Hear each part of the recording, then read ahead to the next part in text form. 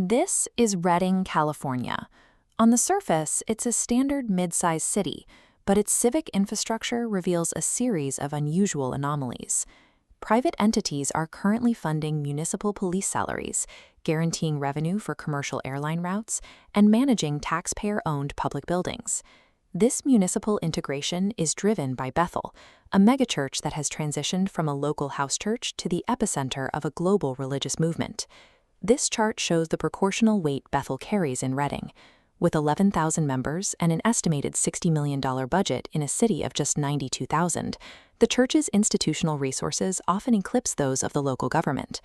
These resources are deployed toward the Seven Mountain Mandate, a doctrine that instructs believers to take dominion over 7 core spheres of society: religion, family, education, government, media, arts, and business. This structure allows Bethel to function as a highly organized political apparatus, testing the deployment of a theocratic model within a secular democracy. To expand without relying on traditional denominational structures, Bethel utilizes the independent network charismatic model. They export influence globally through intellectual property, selling music and curriculum rather than planting physical branches. Bethel Music is the church's primary global brand ambassador. By dominating worship charts, the label generates tens of millions in annual revenue through streaming royalties and licensing, creating a massive, unregulated financial engine. The second engine is the Bethel School of Supernatural Ministry.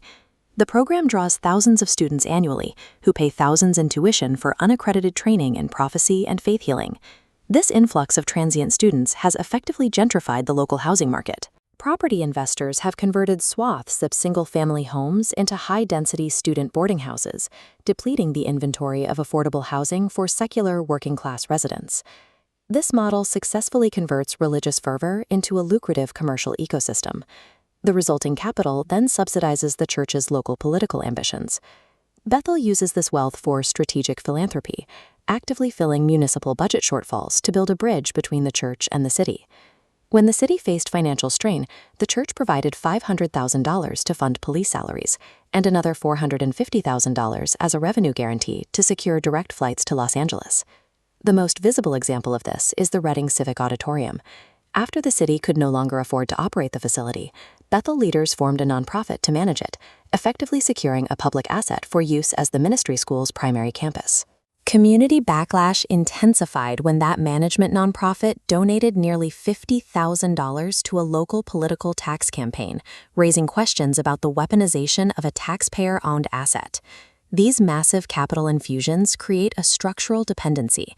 City officials, reliant on church funding for essential services, may find it difficult to oppose church leadership during regulatory or zoning disputes. This dependency eventually matured into direct power. In recent years, church-affiliated members secured a controlling 3-2 majority on the Redding City Council. This majority council subsequently used its power to block the economic development of the Redding Rancheria Native American tribe.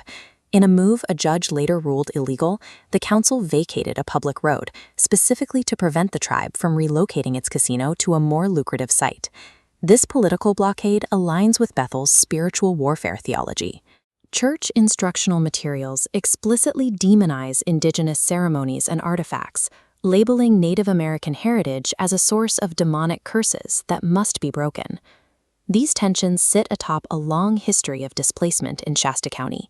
For example, the unrecognized Winnemem-Wintu tribe is currently fighting federal proposals to raise the Shasta Dam, an expansion that would flood their remaining sacred ceremonial sites. By leveraging municipal authority to block indigenous land development, while simultaneously teaching that native artifacts are cursed, Bethel exerts a systemic pressure on local heritage.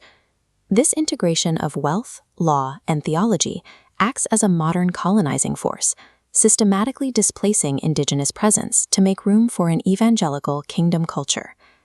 This blueprint for civic takeover contains a significant flaw. Bethel built an international empire while operating with almost no independent financial or ethical oversight. The church's oversight board is largely composed of the same leaders it is tasked with supervising. Because they lack a formal conflict of interest policy, executives are functionally approving their own salaries and spending. This low regulation environment made the congregation a target for financial crime. church members were repeatedly bilked in multi-million-dollar Ponzi schemes perpetrated by congregants who used spiritual language to build trust. In 2026, evidence surfaced that leadership had systematically covered up severe clergy sexual abuse to protect the church's image. Critics argue the church's culture of honor was used as a mechanism to shield predators while silencing victims. The internal justice system was never designed for public accountability.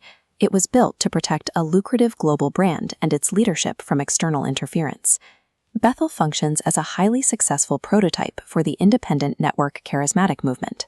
The church has proven that a tax-exempt religious entity can transform into an unregulated political and media conglomerate, reshaping a city to fit its theological image. When a secular democracy allows its public infrastructure to rely on unregulated religious wealth, the community eventually bears the cost. In Reading, that cost is measured in housing crises, civil rights disputes, and an empire that answers to no one.